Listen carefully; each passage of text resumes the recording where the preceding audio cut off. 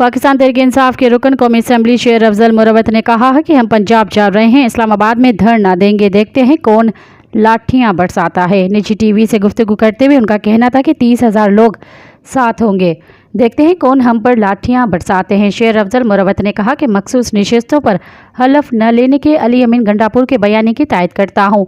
मखसूस नशिस्तें कैसे नून लीग और JUI को दी जा सकती हैं। शेर अफजल मुरवत ने PTI रहनुमा सलमान अहमद को जवाब देते हुए कहा कि आपका बयान आपकी सोच का अक्कासी है, ऐसे तनाज़े से आप लोगों को अपनी तरफ मुतवज्जा करना चाहते हैं। PTI रहनुमा ने कहा कि आप और आप जैसे 2 गद्दारों से मेरी सोशल मीडिया टीम निमट लेगी। 5 अप्रैल तक इंतज़ार करें, आपको जवाब ज़रूर दिया जाएगा। मज़ीद ख़बरन ऐं तफ़सीलात लाइ विज़िट कयो असांजी वेबसाइट www.awamiNewsHD.com ऐं ॾिसंदा रहो अवामी न्यूज़ HD।